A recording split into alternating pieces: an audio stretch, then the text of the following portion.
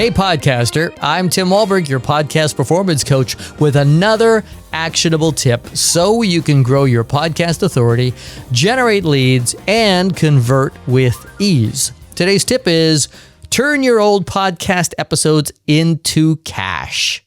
In the last episode, we talked about how to make your podcast more profitable by using it as a marketing tool for your business. And one of the strategies we touched on was turning your episodes into revenue assets. So today, let's make that real. Let's get into the specifics of upcycling your content, the nitty-gritty of getting new revenue streams out of old episodes. Because most podcasters are sitting on a library of content that could already be generating revenue, and they don't even realize it. Let's start with a few examples of what this could look like. You could take a series of episodes and turn them into a curated playlist that walks someone through a specific problem or outcome and charge for access to that guided experience. Now, don't scoff at this. One of our past clients, a fitness coach, turned curated content into one of her biggest and most consistent revenue streams. Now, she has thousands of videos, so piecing together a dozen in a cohesive way is a real service for her clients that are willing to pay for it. She also pairs that with fresh motivational content to make each new playlist feel valuable. Her clients have literally paid over and over for access to content they could get for free. They pay for the guided experience of that content. Another new revenue stream you could create is to convert your episodes into the content you deliver in a paid workshop or training. You could take an episode where you explain your method or a framework and use it as the outline for your workshop. Or if you group together your episodes by theme, there's a good chance you have all the content you need for a powerful workshop or presentation people will pay for. I'm assuming you've been intentional with your content and have focused on serving your listener. You have, right? Good. Then look at those episodes and create a framework where you can represent that information and get paid for it. Just like the curated playlist idea, you're showing your client the path to their desired outcome and using the available content to do it. Chances are they can't do that on their own, so they'd be happy to pay for the service of you pulling it all together in a comprehensive way. Another version of this, and one that could be even a lower lift, is to convert this content into a course. We had a client who literally used 80% of her episode audio behind a slideshow to generate an online mini course that people were happy to pay for. The additional 20% was fresh content. She simply positioned the information and connected the dots. She never appeared on camera once. Her dynamic slideshow was more than enough because the content was solid, and her students found success through the course. She used this paid mini course at the top of her funnel and found that it drove even more people to her higher priced coaching program. The last option I want to share, which, let me be clear here, is not the end of the list of ideas, is to use your episode content to increase the perceived value of your existing paid content.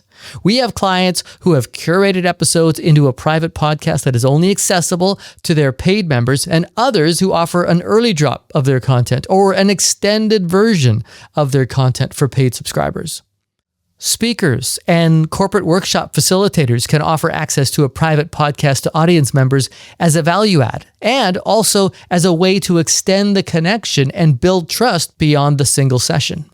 We also have clients who share access to select episodes in the resource library of their course. We do that in our course at specific points of our Concept to Casting Launch program and the Podcast Tune-Up program. We highlight episodes that will specifically help students succeed at the step that they are on. Huge value add because it increases the success rate of our students, which gets us more clients because of the amazing testimonies it generates. Another cha-ching. Like I said, this is just a few of the ways to be an alchemist and turn your podcast into content gold. The kind you can take to the bank without creating new content. Resell it inside a curated playlist, in a workshop, in a mini course, or as an activation tool in your bigger offers. No new content required. Have I got your wheels turning? Great. Okay, now here are the 3 things to think about. First, Identify your pillar episodes. Not every episode is worth repurposing. You're looking for episodes where you, 1, explain your process, 2, walk through a framework, 3, solve a common client problem, or 4, answer a question you get all the time. These are the episodes that already carry value. They're the ones people come back to, the ones that feel foundational. That's your starting point. Okay, second, expand on that idea. Don't just reuse the recording. This is important. You're not just taking an episode and putting it behind a paywall.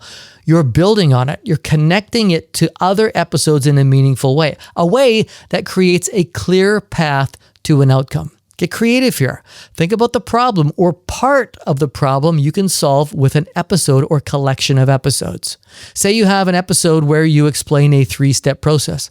That might become a workshop where you go deeper into each step, add examples, and maybe even include a worksheet or an exercise. If you've done a handful of episodes on a similar topic, that might become a mini course where each episode becomes a lesson, supported by additional context and guidance. If you're creating a curated playlist, you're not just handing over links. You're guiding the listener. You're saying, start here, then listen to this, then this, and here's what to pay attention to. You're creating an experience. You're creating a clear path to their success. That's what people pay for. Okay, and the third thing to think about is to connect the dots for your audience. This is where the cha-ching comes in. Your listener doesn't always see the value of what you've already created. But when you package it, organize it, and guide them through it, now it becomes something tangible. Get clear on what the actual outcome or following the path you created will be for the client. What is the problem you're solving? What are the benefits? What will they have that they don't have now when they're done? That's what they'll buy. That's what they will commit to.